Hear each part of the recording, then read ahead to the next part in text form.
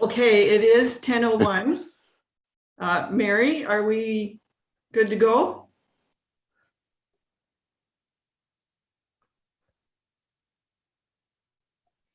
Maybe not. Madam Chair, we are good to go. Okay, thank you. So it is 10:01. I'll call the meeting to order. Mary, can you do the roll call, please? Sue Patterson. Present.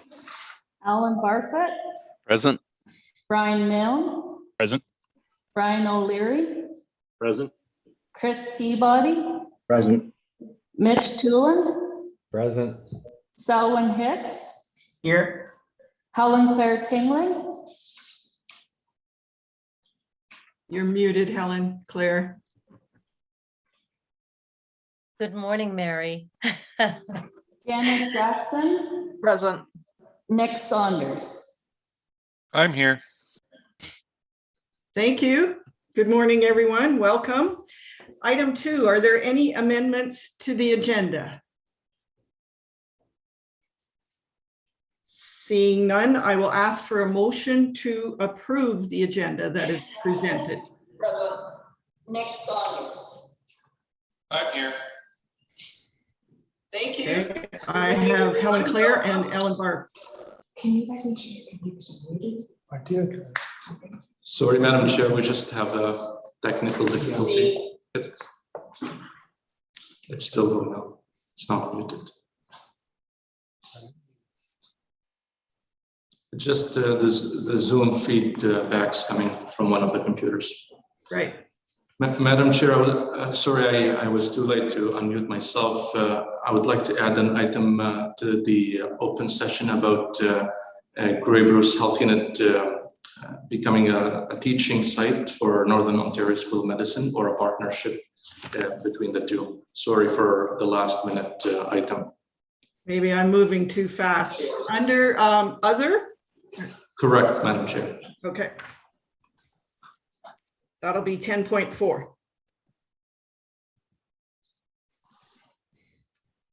Okay, so we have an amended agenda. Helen Claire and Alan, you're still moving and seconding that motion? Yes. Thank you. All in favor? That's carried. Thank you. Item 4, does anyone have a disclosure of pecuniary interest or a conflict of interest? And of course, if one should arise during the meeting, you may declare it then. Item 5 is adoption of the minutes. We have the July 23rd minutes, regular board meeting. I need a mover and seconder. Brian O'Leary and Brian Millen. Thank you. All in favor? And if there's discussion, please speak up. Thank you. That's carried. Item 5.2 is the August 23rd Board of Health Executive Meeting. I need a motion to approve. Mover and seconder. Alan and Helen Claire. Thank you. All in favor? That is carried. Item 6 is in camera, and it has been recommended that the Board of Health meet in closed session in order to address matters pertaining to advice that is subject to solicitor-client privilege and to consider personal matters about an identifiable individual. I need a mover and seconder to go in camera. Mitch moves and Selwyn second. All in favor? That is carried. Thank you.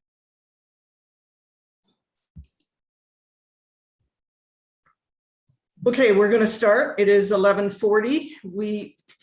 And we're good to go, Mary? No, not yet, Madam Chair. No. I hate that.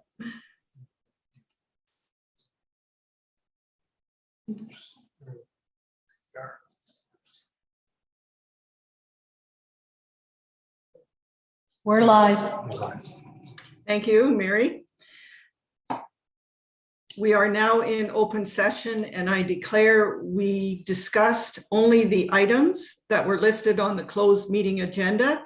We approved in-camera meeting minutes from July 23rd and August 23rd. We discuss a personal matter about an identifiable individual, and direction subject to solicitor-client privilege was received. And I will ask the vice chair to confirm that also.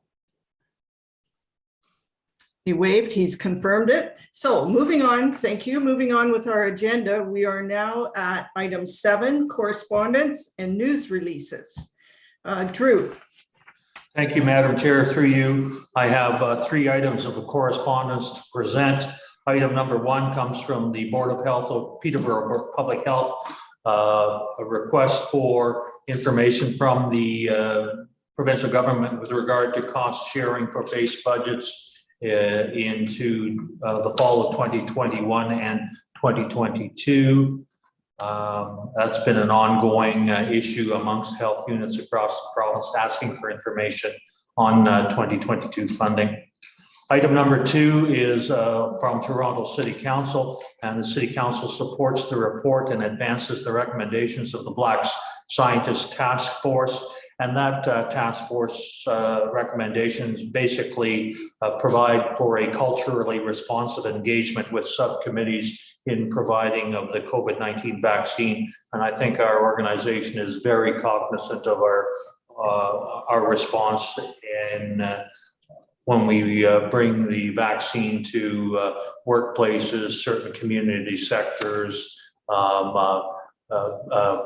community centers, and recognizing the communities that are involved and the special needs of those communities that are involved, and we're quite respectful of that. And the third item is a letter from Ms. Mulder, epidemiologist, discussing the role of epidemiology in public health. Although this item was actually a operational issue and not a governance matter, the letter was provided to the board at the request of the correspondent, and an operational response identifying the very considerable epidemiological capacity here at the Grey Bruce Health Unit was provided to the author and shared with the board, and is available in the correspondence package. All 3 items are recommended received. Thank you. And of course, if there's any questions or comments, just raise your hand. Helen Clare. Yes, thank you, Madam Chair. Ms. Mulder's letter stated that all 34 health units in Ontario have at least one epidemiologist, and that Grey Bruce Health Unit has none. The way that misinformation is embedded in the community, such that strong statements like that based on erroneous information can be made, is deeply concerning. If the people in the community widely believe that we are the only health unit without an epidemiologist, such belief compromises confidence in the health unit. Perhaps it would be judicious to provide the details from the health unit response to Ms. Mulder's letter to the media. It could really be a public service if the media could help us to get the message out to the public that we actually have an extraordinary team of epidemiologists. Thank you. And I believe the media does monitor our meetings, so they will pick up on that. And I'm sure they will also be present during Dr. Zayed's presentation today. Thank So you. We should have it covered. Drew? If I may, speaking to that same matter through you, Yes. Madam Chair, we have changed a slight wording in our situation report. This is a point of over 50 points of data that are shared daily throughout the community, and we identify the source of that data as being from epidemiological reports within the Grey Bruce Health Unit. So we are reinforcing that epidemiological work on a daily basis with our daily reports. And as I said, over 50 points of data are released daily on that information on vaccine and cases. That's very good. As Helen Clare said, it is so important to stop the misinformation that's out there. And the more we can do to share the correct information, the better it is for everyone, for all the residents. Drew, news releases. Thank you, Madam Chair. Through you, a significant number of media releases again this month. A quick run through. I'll highlight some of the cases, items that are of significance.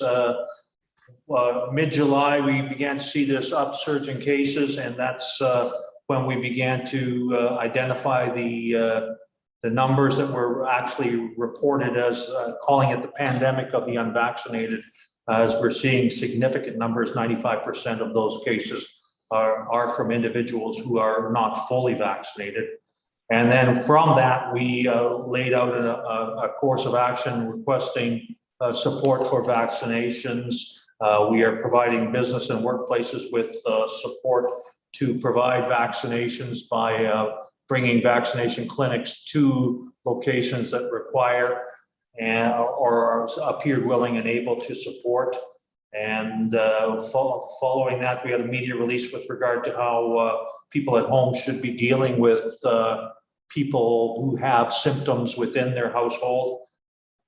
Then as the activity of the Delta cases increased, we talked a media release asking parents to talk to their children about the importance of the young adult population getting vaccinated. And there's one with regard to a dog bite. I'm not sure how the disposition of that one was. Then we have July 26th, the item with regard to the Delta variant. As we went through that Delta variant, we learned some valuable lessons, and we carry that forward in thinking we were one of the first in the province following Waterloo to really experience the significance of the Delta variant. And I think we've learned significant lessons from that. And then the next series of media releases really strongly support vaccination, asking people to become COVID ambassadors. And we do identify that we are removed from the provincial hotspot, and we moved into step 3 in line with the province. And then there's further with success of the hockey hubs, identifying what was undertaken in New Zealand with respect to a hockey hub model taken from our mass vaccination program and applied in New Zealand, where they did over 16,000 people in a 3-day weekend. And then from there, we are starting to advertise significantly the vaccine clinics on a week-to-week basis.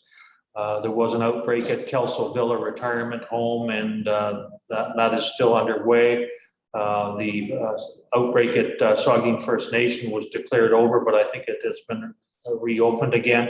And then a continuation of a variety of media releases, all supporting vaccine eligibility, vaccine clinics, and the extension of the vaccine to all those born in 2019 to get all 12-year-olds vaccinated. So that's a quick run through of a significant number of media releases over mid-July to mid-August.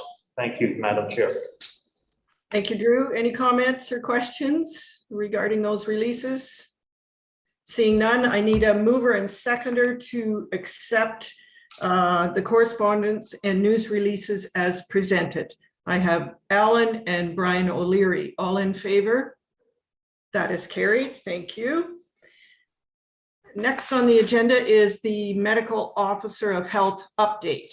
Dr. Era. Thank you, Madam Chair. I'll just provide a very brief summary about the vaccine program, then I'll turn it to Dr.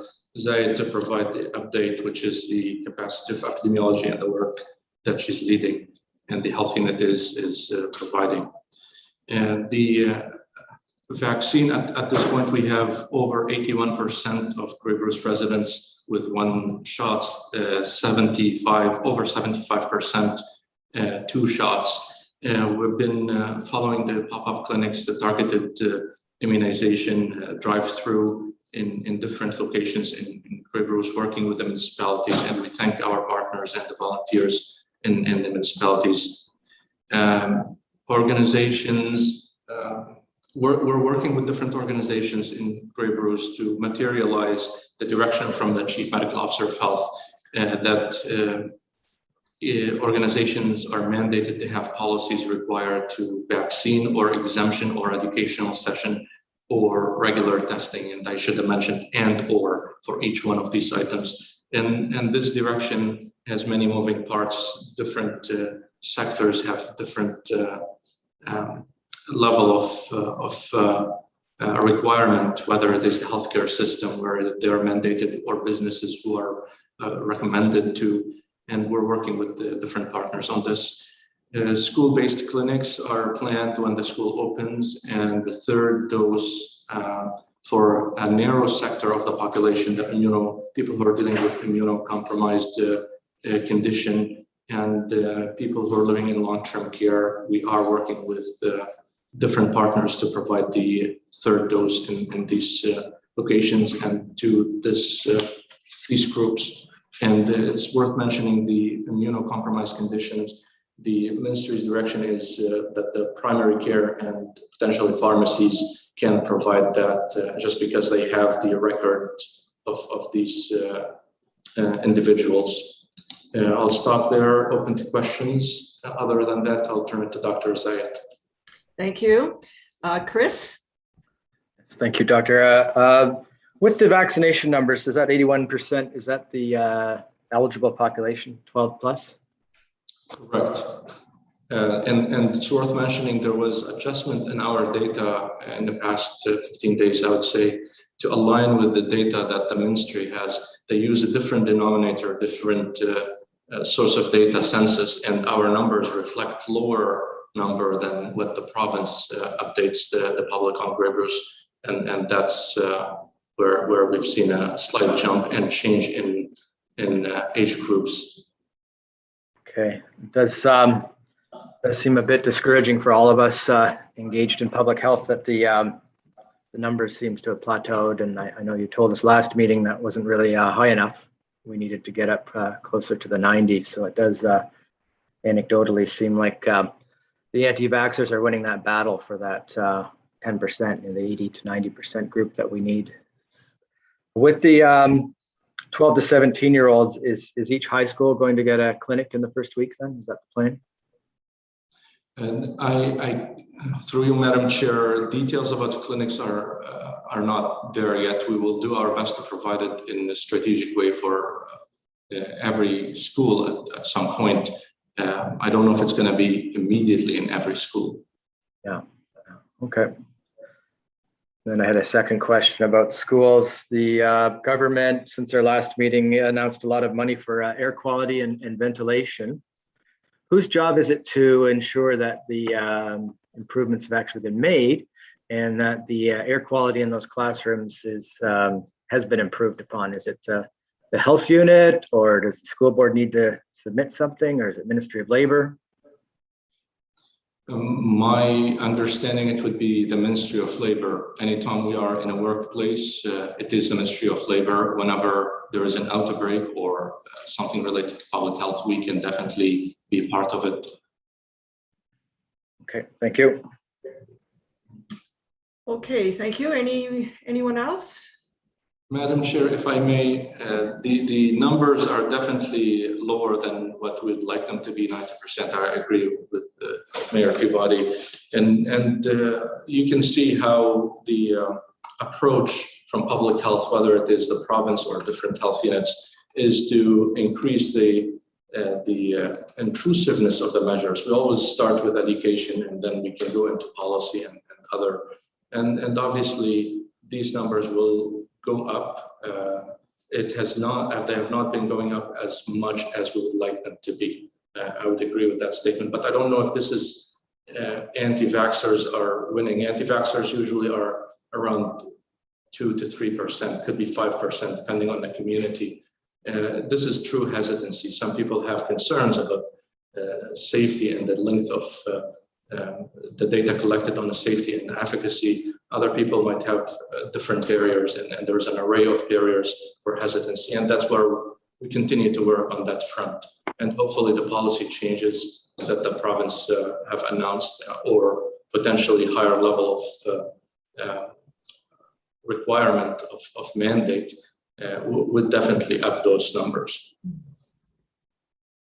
Thank you. Helen Claire? Yes, thank you, Madam Chair. Through you. I just wanted to make the point that the people that are not getting vaccinated are, as Dr. Ara said, for a variety of reasons, but they disproportionately belong in the groups that are marginalized and poorer and have often less education, and there are barriers. These groups include Indigenous people, people of color, people who traditionally have had issues with trusting the government and have historic reasons for their hesitancy in trusting the government. So I don't see it as anti-vaxxers per se. I see it as most of the people that aren't yet vaccinated can be reached, and it's incumbent on all of us as the community to continue to do so. But a big part of that is understanding that if we move to a system that appears to require something like carding again, it's going to be carding the very same people that as a society we have deemed that is not appropriate to do. So it is a very, very complicated issue. I see a lot of division in the community that concerns me. And I'm grateful to be around the board with intelligent, compassionate people, and that we all are doing our best to show by example that we feel for these people and to encourage them with a carrot. Thank you. Thank you. Okay, Dr. Ara, that's your update. Yes, Madam Chair. Dr. Zaid would like to present if possible. Thank you. Dr. Zayed. Good morning, everyone. I will share my screen. Okay.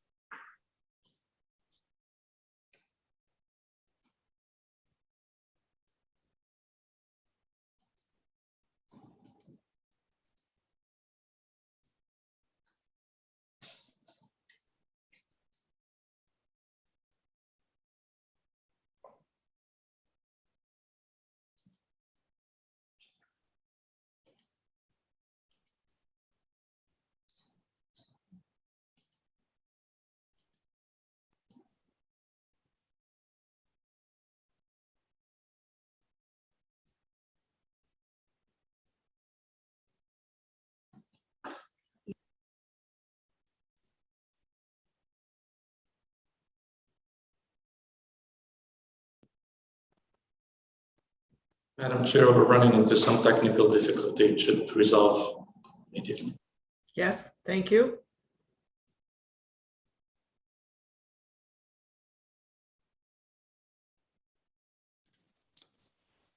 This is where Brian O'Leary will break into song.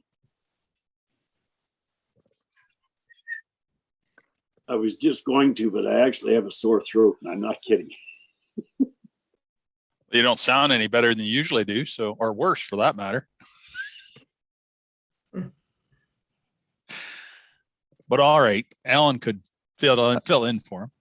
I was going to say he could break into song, but make sure his mute is on. Oh.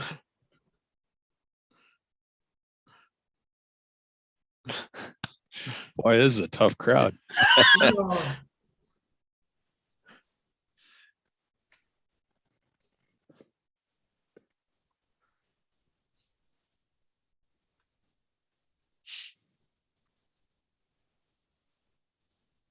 Does anyone have a pool going on when we get back to in-person meetings? Any bets out there? None? I'm predicting no later than 2030. By then, we'll maybe even into another pandemic. I don't know. You call that long odds or you know? Maybe. I know we're all looking forward to it. None more so than Councillor Desai. Right. Not the drive. I could do No. without the drive, but Yeah. there's something about in person that I don't know. I suspect there will be a bit of a mix. There will be some in person and some electing still to, maybe for medical reasons, to still be at home. Yeah. Right. A couple organizations I'm involved with are trying to really deal with how do you make sure that everyone is either vaccinated or respect those that aren't vaccinated? And it goes to the point that Helen Claire was talking about. It's going to be difficult for a little while to sort out. Right. Mhm.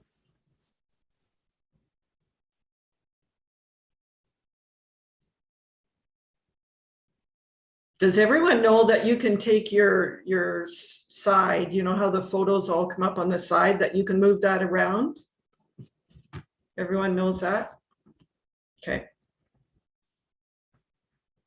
Okay, we are back. Sorry for that into technical No problems. issues.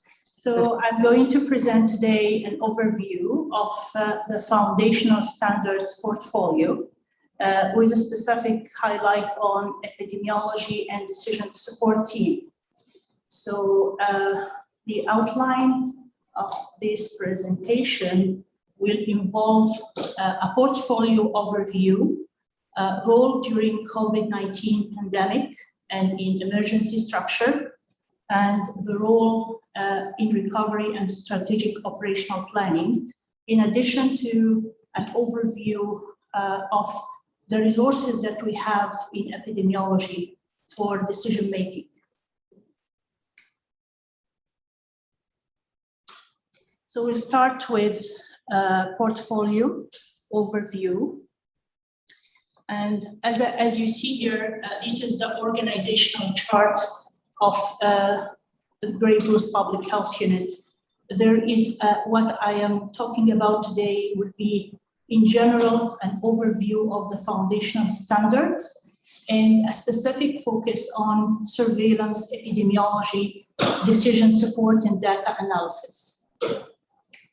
So the foundational standards portfolio is include specific objectives, which are public health priorities, increase public health awareness of the determinants of health, and the determinants and the opportunities for progress, engage also engage public sectors and multiple sectors in policy, and improve the practices that is available based on evidence and knowledge, identify critical research, evaluation, collection, analysis of data and its interpretation. So these are mainly the specific objectives of this portfolio. And I would mention also that the foundational standard portfolio components include, as per Ontario Public Health Standards, it includes population health assessment, equity, best practice, and emergency management. You can also see that there is a health protection and health promotion portfolios. And with this portfolio, this portfolio interacts with the two portfolios of operations and support them. For the epidemiology, so if specifically talking about epidemiology and decision support, it includes surveillance, which is monitoring the strategy mainly through the collection of data, interpretation and analysis of data, and reporting it. So it really monitors the operational strategy, coordinated data backbone, providing data set for each public health standards. And when I mean standards are the programs of health promotion and health protection, centralized data collection, analysis, and distribution, and coordinated approach for public reporting, as I will display in the next slides. So the structure of epidemiology and decision support team include 2 data analysts with epidemiology background and strong public health background, 2 FTE. We have also a partnership with Wellington Guelph Dufferin Health Unit, with a capacity of 1 FTE. And this capacity actually is considered as sort of contingency in case one of our capacity, like main capacity, is on maternity leave or certain leave. So we always have a pool of data analysts, and at any time. In addition to that, it's also a project for expansion of our data analysis capacity and epidemiology capacity with this partnership if we need more expansion in some projects. In addition to that, we have for the recovery project, we have supplementary internal resources of staff with master level epidemiology.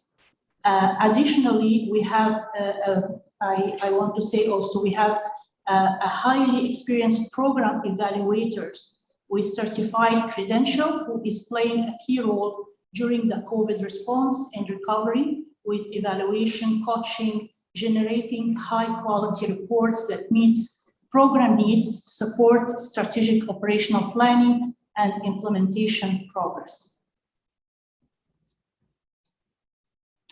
So here is the role. I will start with the role during the COVID pandemic outbreak and situation of emergency, and data supporting the situation analysis here.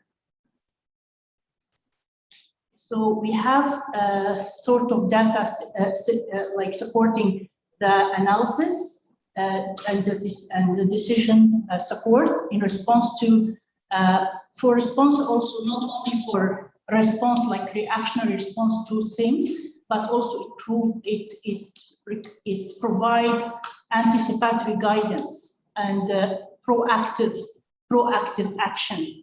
Data support and resources for case contact management, that this is the responses that when we have positive cases, and data support for vaccine uptake. And this kind of data support, it's not only by giving this kind of data providing, but also we have the analysis and interpretation and how to use this data properly to help us in a way which is like serve the population health assessment and public health perspective. In the following slides, I'm going to show you some examples of the data that we are using internally during the COVID pandemic, and that is helpful also for decision making. For example, this case contact daily dashboard. This is a very informative dashboard showing how many cases we have, where they are located. There is here an hospitalization records in and out of Grey Bruce. Where are our cases? Their ICU, if they are in ICU or have some invasive intervention. It shows here the number of cases that we are following. You can see here also this is the number of contact, and this is the management of case contact management. What are cases in the queue, not really monitored yet, and one it's already under monitoring. So this is really a very comprehensive view for case management. This is the cumulative dashboard. So it's not a daily view, but it gives us the cumulative aspect. And this is for the SIT report as well. This view is for internal use, but this is for internal use, I mean for health promotion, health protection, and other operations. So we have here the geography for high-risk contact, where they are located. So this is always informing us of our planning, as I mentioned, the proactive work that we do in terms of operation. There is here a view about school and childcare absenteeism. There is also things related to the lab positivity. So how many every day, how many cases tested, and how many of them are positive. So when this positivity reaches certain threshold, it requires certain action. And when reaches that threshold, this means that we are, for example, from a color-coded thing, we are in a yellow zone or green or red zone. But of course, we are acting and monitoring that on a daily basis and many times per day. Also, there is online assessment completed by individuals, how many are completing. So we see the reaction of the public and their commitment for doing online assessment. Respiratory infections, so this is a real-time data from emergency department about visit for respiratory symptoms. So this is what's called syndromic surveillance. There is also we have our eye on mental health. So the emergency department visit, again, a real-time data. So you can see how this is really helpful for our collective work in public health. So this is another example of a daily curve that I use for cases here. So you can see that it gives the general pattern. So this is the epi curve, and this is done. This is important in daily cases, and also more important in an outbreak situation where we have an outbreak and we see that peak. And then when we declare an outbreak over for a certain event, and how this has to be no cases reported. So it can be done, it can be worked that way, and it can be worked as an epi curve specific for a specific outbreak. And I will show you an example of an outbreak and how the epi report is displayed. So this is, for example, an outbreak. So when we have the number of cases, the age range, so it gives a profile of cases, profile of contacts, and high-risk situation, high-risk contacts, what are the risk factors, and in the same time, we display a curve, this epi curve by case, by age group, by gender, and then here a display of the genotype of the virus, which is like D variant, beta, alpha, conventional ones. And to complete that, also we have this social networking analysis. Dr. Ara has displayed some of those before, but for example, when we have these dark squares are cases, and the lighter squares are contacts, and you can see the spread from the focus here of the outbreak. So this is one of the outbreak and how it spread the contact here, sorry, the cases, and then further contact and so on. We zoom in here, we find where are these cases, what are the risk factors, and we have this comprehensive response. Another thing that is used during outbreak, during the pandemic was evaluation report. So that is helpful for us this is another change gear here, it's about the vaccines. So the other component, as we talked about case contact, now we are talking about the vaccine. So this is our preparation, phase 1, high-risk population vaccination, phase 2 with mass delivery of the vaccine, and phase 3 with priority population, and how we are working on that with a proposed vaccine by population. So this is kind of our plan, and then we can evaluate through our program evaluation as well, what are we done, what worked well, and what if better off.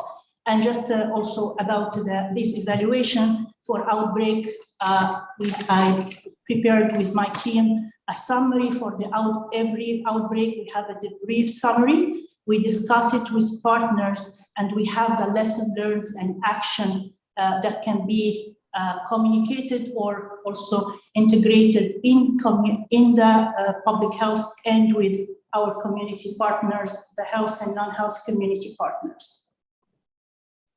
I will show now some of the vaccine dashboard. So this is vaccine uptake dashboard. And you can see, as Dr. Ara mentioned, we changed our data so that it conforms with the data from the Ministry of Health.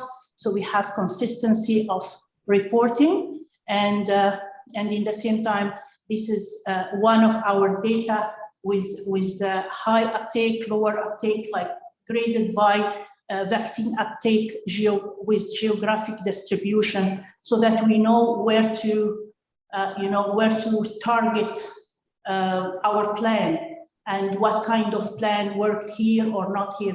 Does it need to have a mobile clinic, or does it have to be education? How we can strategize our plan?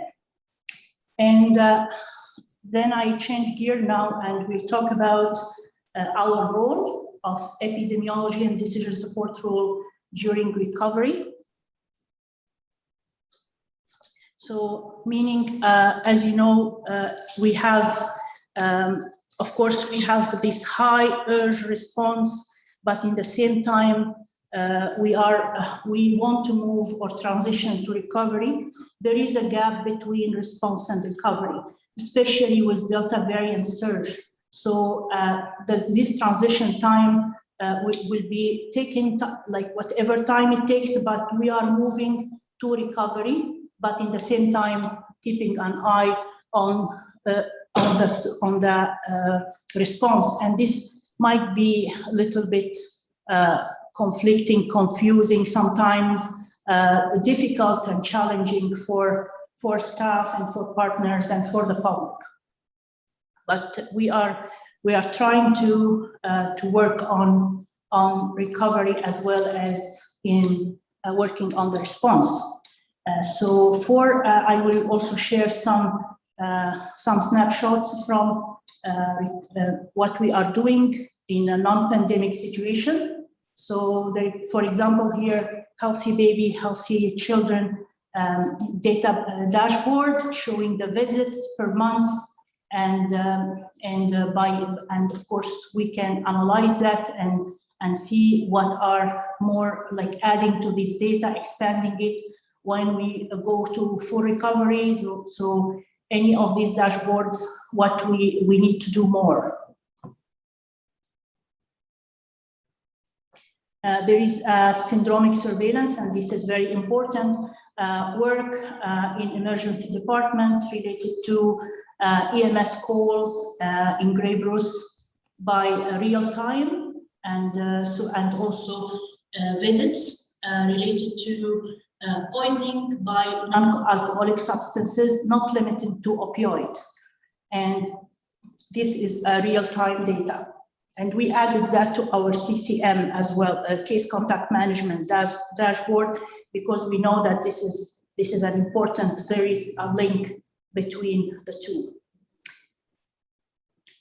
Inspection dashboard for health inspection, of course, is with full recovery and reopening, this will be more active. And we are working now with our health protection or health inspection to provide or generate more data that can help them, like seasonality, effect of tourism, effect of influx of people from other regions to our region. So all these kind of data, and also advising them on good resources that they need to link with in the community.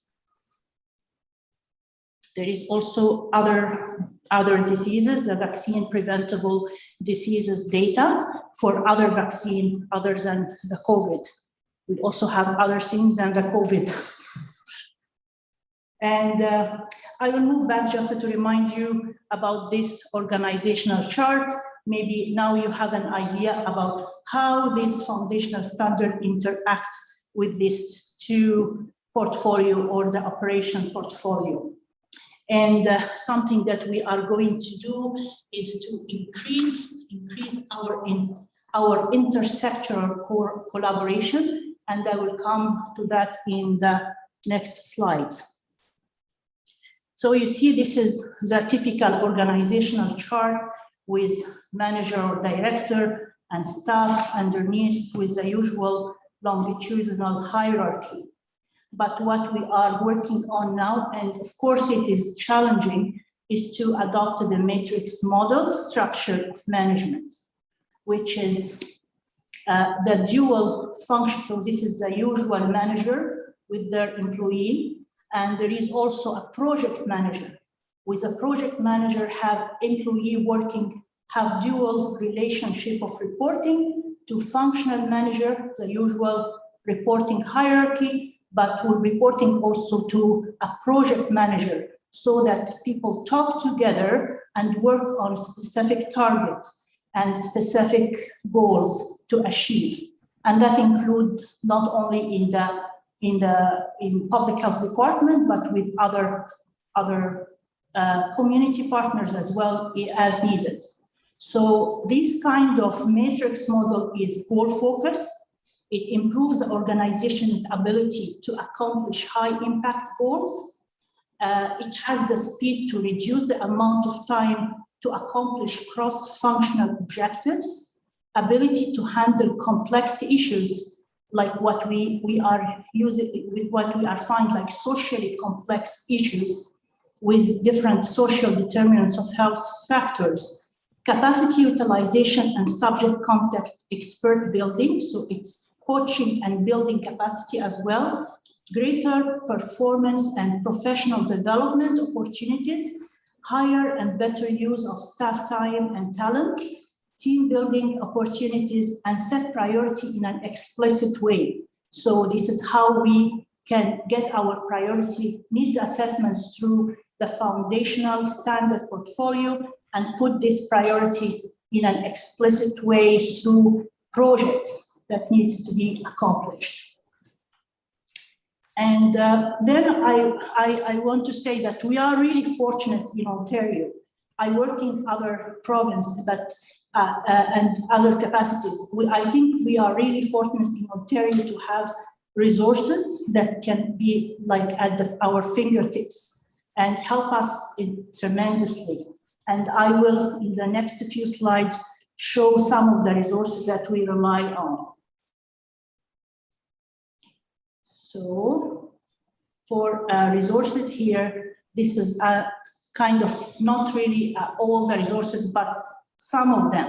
So we have the Ministry of Health Operations, Vaccine Operations and Planning from Ministry of Health, Public Health Ontario data sources, Public Health Ontario capacity building, webinars and presentations, surveillance programs, Southwest Epidemiologist Collaborative Report, this is like a weekly report, Provincial Lab Technical Reports and Daily Monitoring, Emergency Operations Center, ISIS, which is in the Institute for Research and Evaluation Research, Surveillance System Databases, COMO Reserve, which is a Council of Associate and Medical Officer of Health, Science Advisory Table, and Public Health Agency of Canada Evidence Review, which is a weekly evidence review.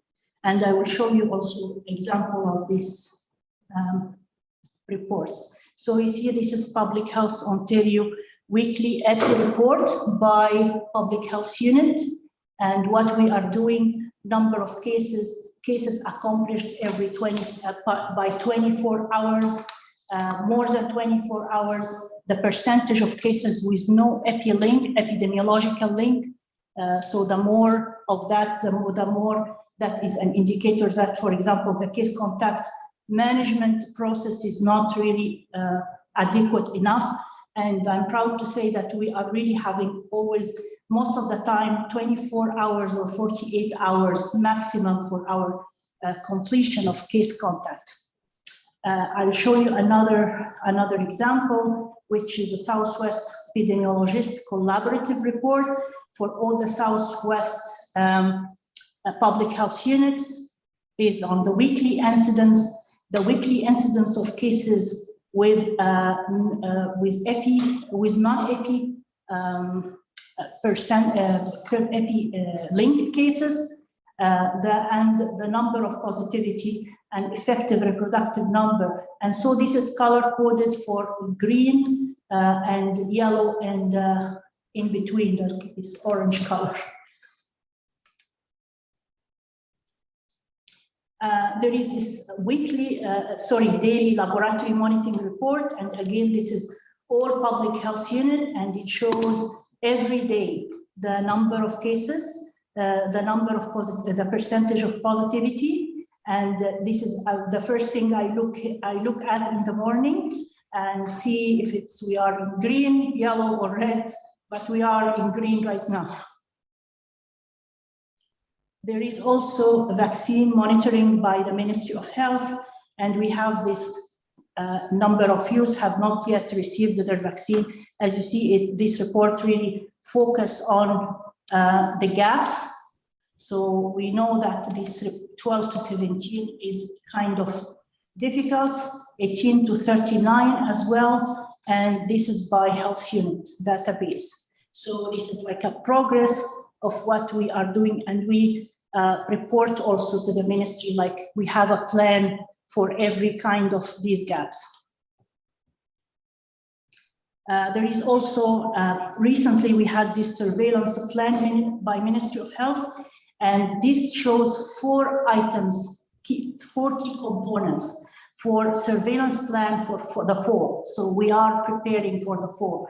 There is this disease surveillance, vaccine surveillance, health system surveillance, and that's what we are doing now, trying to operate the matrix model and provide data for our operation through them to improve that or increase the capacity of our system.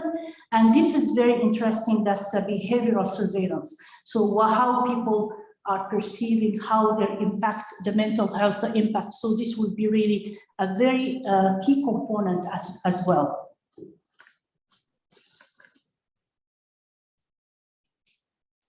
This is, again, this is an institute of collaborative research. And this is also something that gives us monthly release research highlights, in addition to very good high quality data on a daily basis, so that our data analysts are relying on it. Another surveillance data, which is the RUFIS, or Rapid Risk Factor Surveillance System, and this is a package that can be bought. So we are now preparing for recovery. We are seeing what packages we will need. So this will give you, because our data, of course, we haven't been up to date for data after with the COVID for other risk factors. So this will be really a helpful packages so that health units usually rely on. And there is also the science in service, so the science table, a very high quality collective lens into emerging evidence, and we receive that on a weekly basis, and we rely on the reports because this is high quality report. There is as well the Ontario Public Health Evaluation Network, FEN, that also provide us with evaluation every week, high quality evaluation data as well. There is the research, evidence, jurisdictional experience, and this RIPE give us also weekly review of all the high quality and evidence-based, high evidence data or research that we tailor our data or from this kind of high evidence research. And finally, there is the data from Public Health Agency of Canada, which is what new evidence and evidence review. And this is again a weekly list about evidence review, not only in Canada, but across the globe for all the high quality. So the good thing about it, they do the job on our behalf, so they get us the high quality evidence for that. And I came to the end of my presentation. I hope really that I give you a good snapshot of what we are doing in epidemiology and decision support team, and happy to receive any question. Thank you.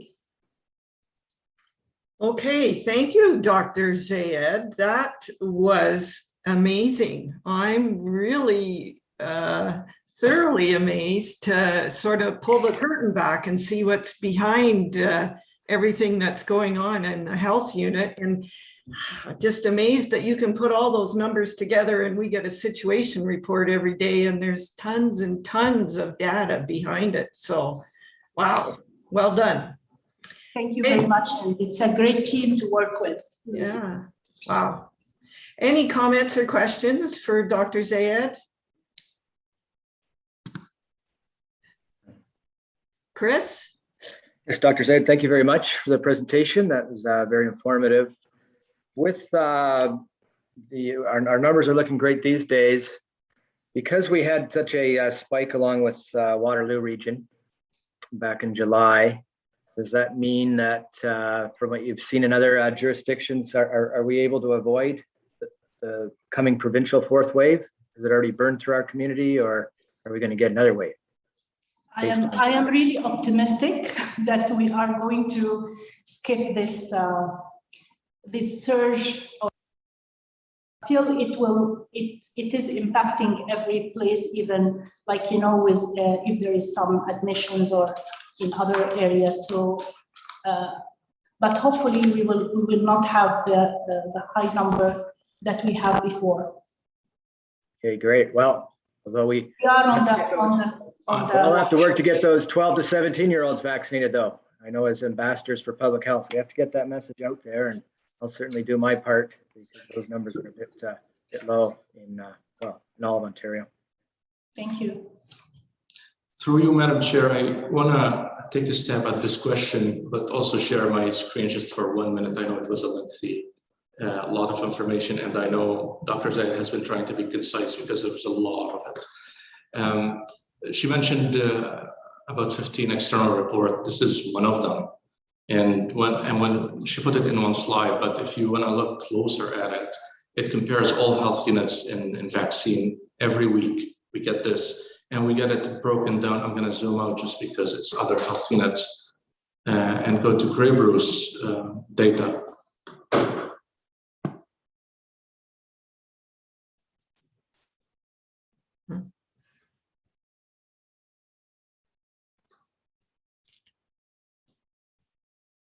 Sorry. Just bear with me. Sorry for that.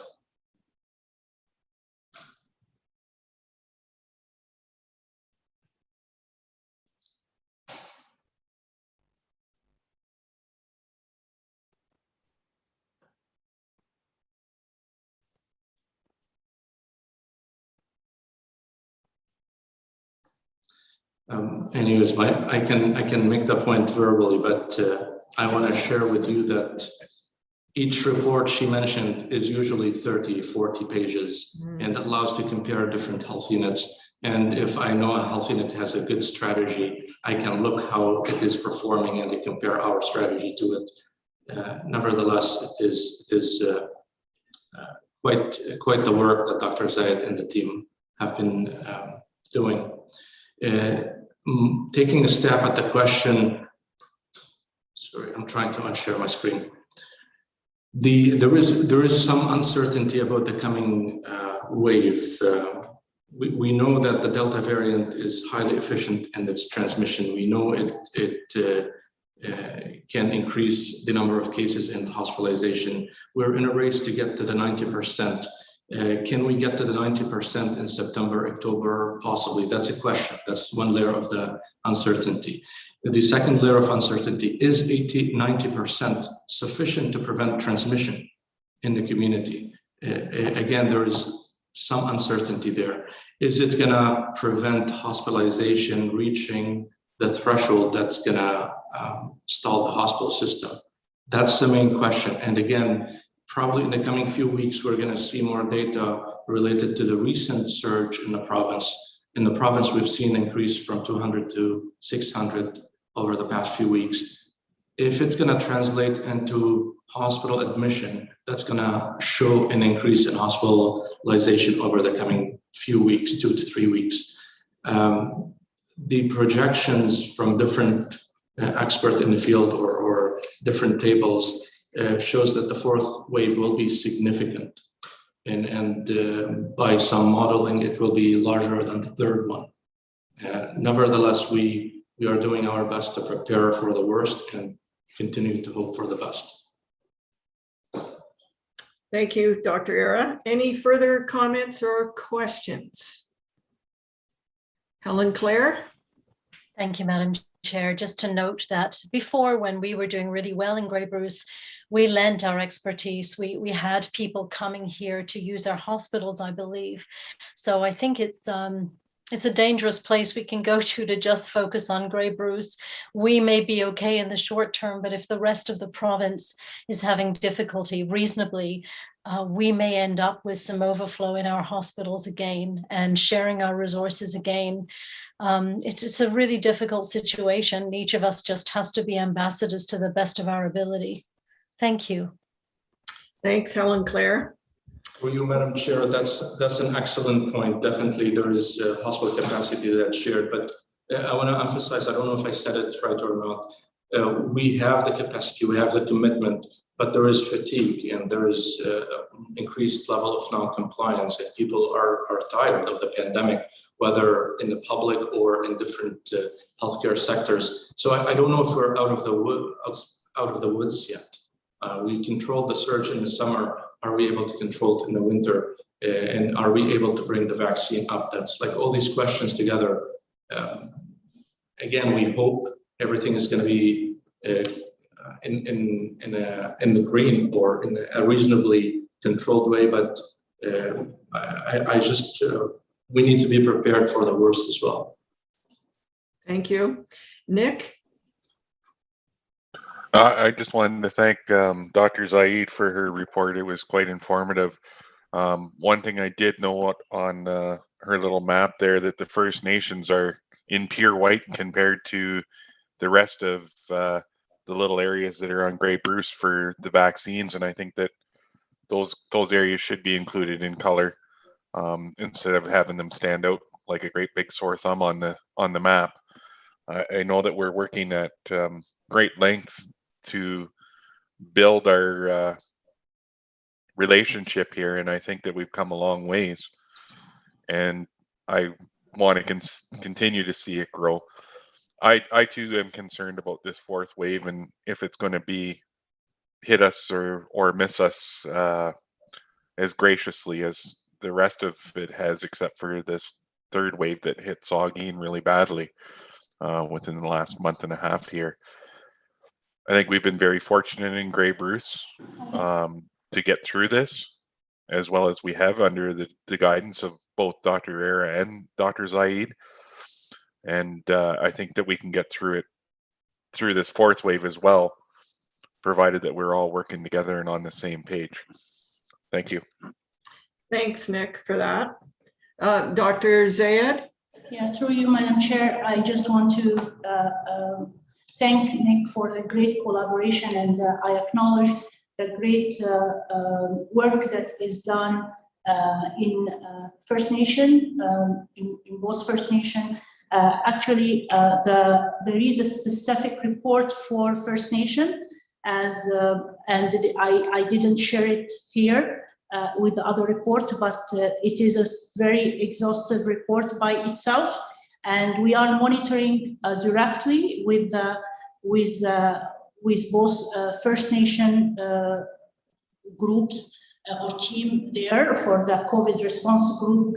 On a weekly basis, we have meetings for the First Nation, and these tables and curves are shared with them and monitoring the vaccine uptake. And thanks for this great collaboration. Good.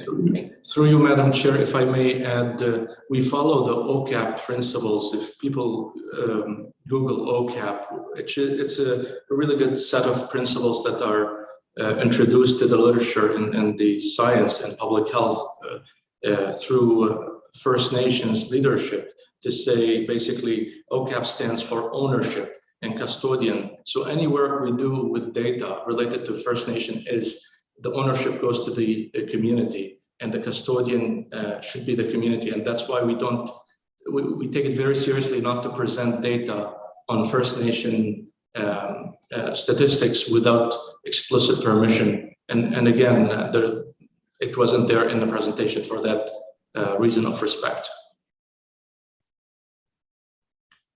Thank you for that, Dr. Era. Okay, so moving on, the next item is public health modernization and then the opioid situation. Dr. Era.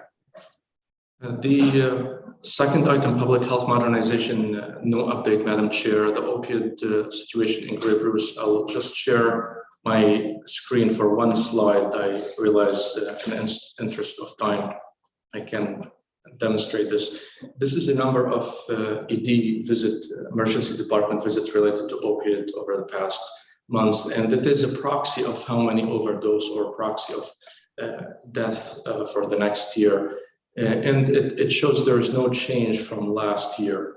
In general, it is the same, which is, again, there are always the concern that the restrictions and related to the pandemic is going to drive the numbers up. And it's not to say that it's the same that's acceptable. We always wanted to see it going down. But in general, the situation in Grey Bruce continues to be very similar to last year around this time. I'll stop there. I should mention that all the core programs are working with the recovery. We're focusing more on harm reduction and other programs that serve this vulnerable population. Good, thank you, Dr. Era. Any questions, comments? Okay, I need a mover and seconder to receive the medical officer of health updates as presented. Helen Clare and Brian O'Leary, all in favor? That's carried, thank you very much. Moving on, corporate services, we have the financial report for June 2021. And Matt, you're on board. Thank you, Madam Chair. So you've got the memo in front of you, and I'd like to point out the Ontario government announcement that was provided back in August 19 rather, and it talks about mitigation. So this is I think near and dear to the county's hearts when it comes to funding, and the originally announced shift from 75-25 to 70-30 split of funding.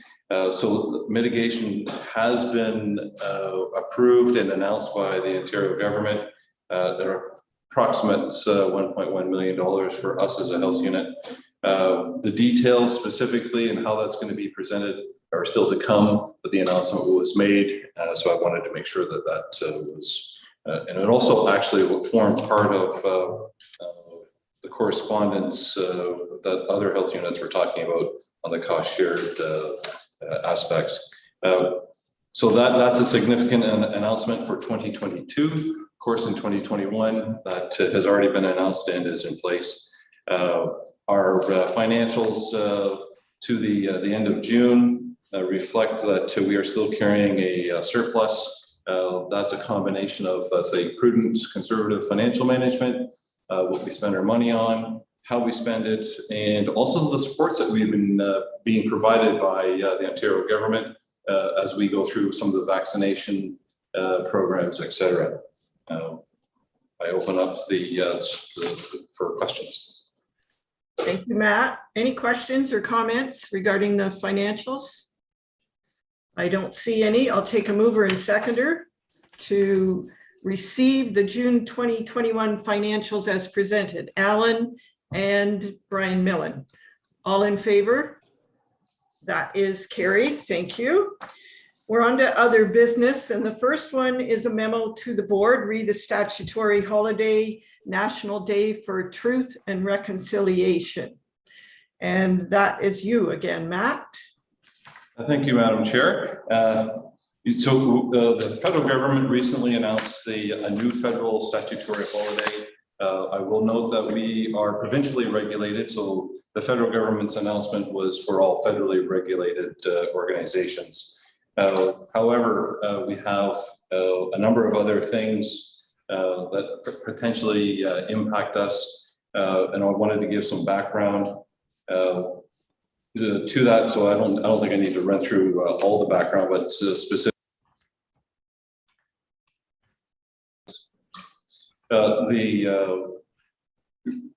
Just to step through the rest of this, essentially we have a recommendation to actually provide this day as a holiday to our staff, but that is encompassing also other aspects as we look to recognize the First Nations and their place in the situations that have arisen in our district.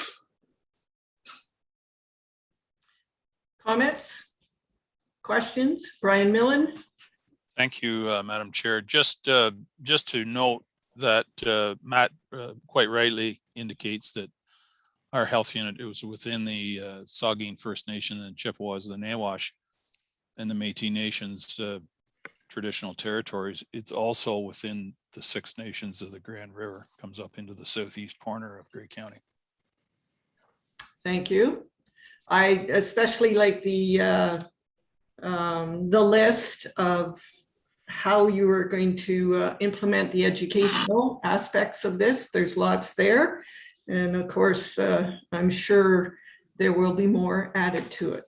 So I'd like to read that motion, and I need a mover and a seconder.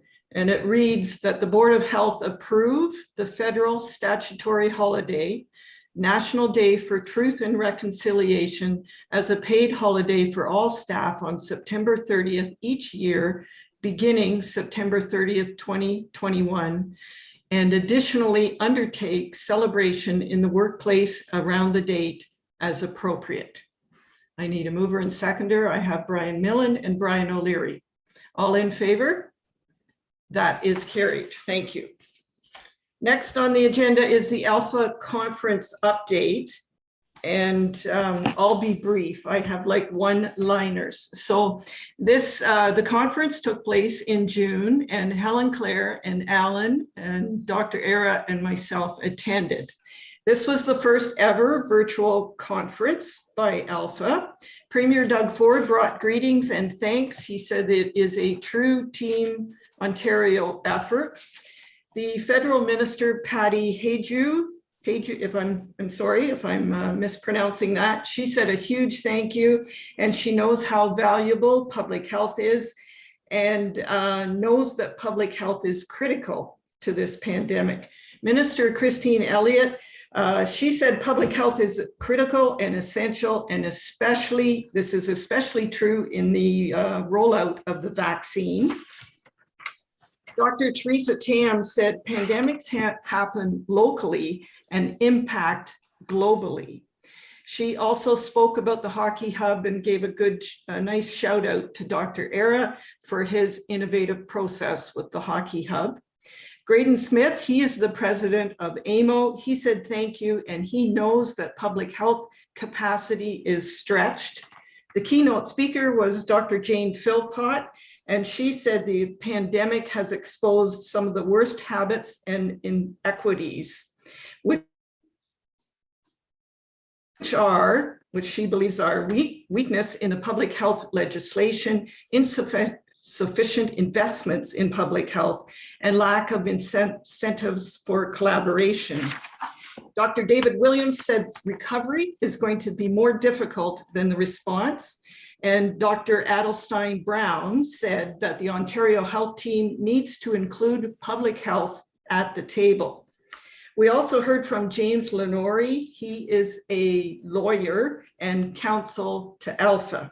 And he's recommended that all health units have a code of conduct, and participate in training sessions for board members.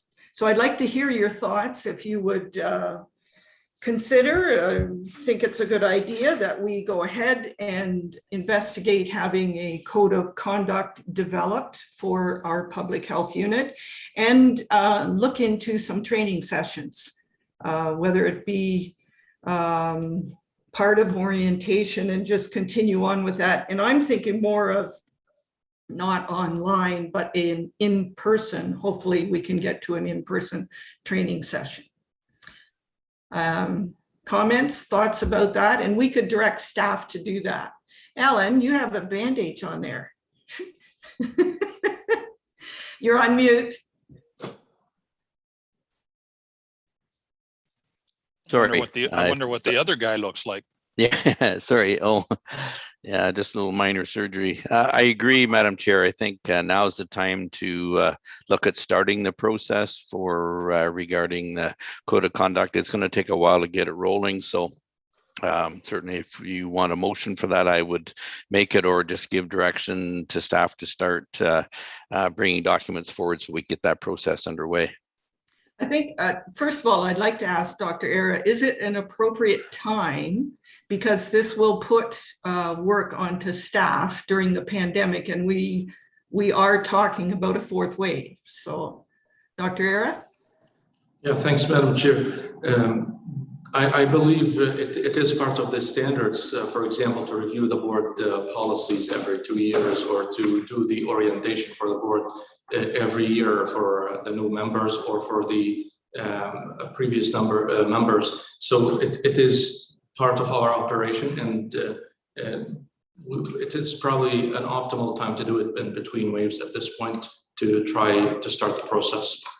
But thank you for your thoughtfulness about the time of the operations. Okay, so I think we're okay with giving staff direction to go ahead investigating a code of conduct, and maybe also investigate the training and bring back what they find. If you're in agreement, yes.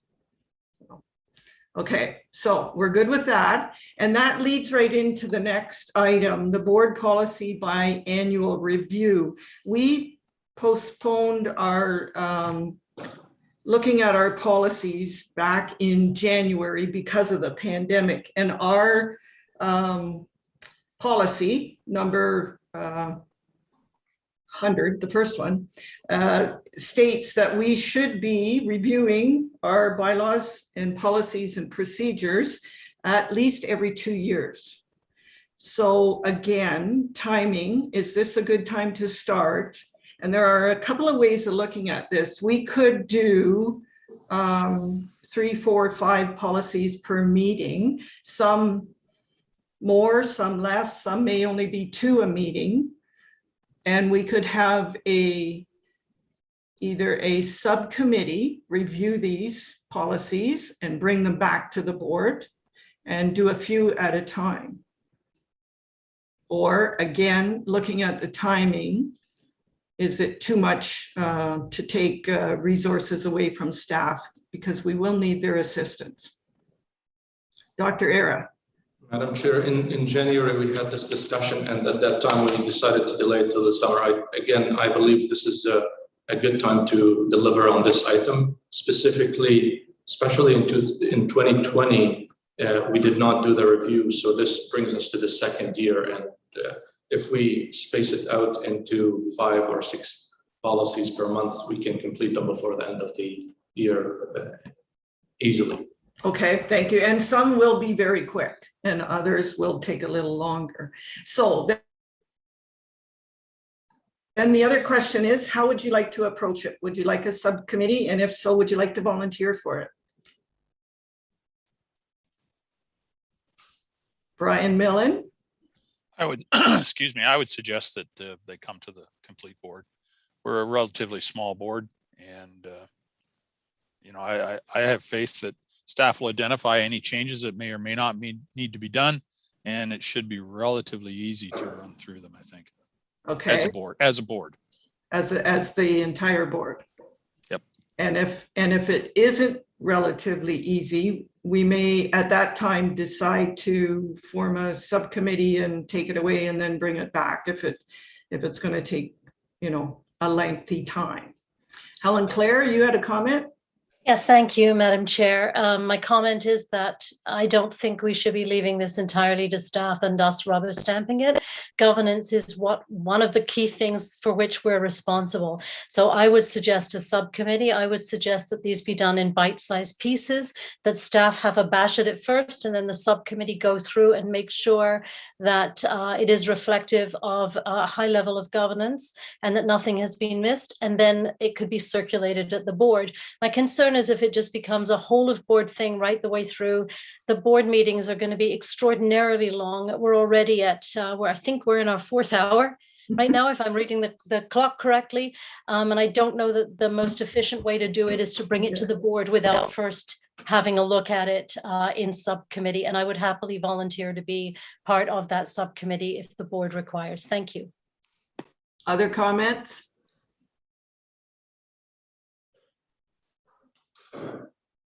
Selwyn, were you gonna? I was just gonna say, I'm happy either way. I think good points have been made by all, but I'm happy to serve on a committee if one is created, but I'm also happy to have it at the board level. I think if we take it in bite sizes and potentially if we see that an item may take a long period of time, perhaps it's appropriate that it go to a committee and then be brought back to the entire board. Okay, so let's raise your hand. So do you want the whole board to look at it? And if it's going to be a lengthy discussion, we'll send that away with a subcommittee. So who wants to do that one? The whole board to look at it. I got 1, 2, 3, 4. And who wants a subcommittee? I have 1. So we'll start out, we'll try it, we'll have the whole board, and if we do take too long, we'll switch over to the subcommittees. Okay, I'm seeing nodding heads. All right, good. Next, Dr. Era, the residency training. Thank you, Madam Chair. Just a good brief update. We had continuous effort to improve our health unit and our operation and to connect with academia, especially part of the vision of the Center of Excellence for Rural Public Health. And to that end, we can sign an agreement with the Northern Ontario School of Medicine to be an approved site. It makes it a bit more formal. We have been taking residents once in a while, but now we have that affiliation, which would enhance the opportunity for our staff to advance their career, to have some academic teaching, at the same time getting residents over here who would perform the task and will be helping for advancing certain projects as needed. And it's just one of these milestones that's worth celebrating. And we will be signing the agreement in the near future. If there is interest from the board to be involved in reviewing that, we can definitely do that. Well, that's a good news story, and good news for the residents and good news for public health, for staff, training, teaching, learning. So, and good news for Grey and Bruce counties too. So that's a feather in the Grey Bruce Health Unit's hat. So, all right. Is there anything further before I ask for adjournment?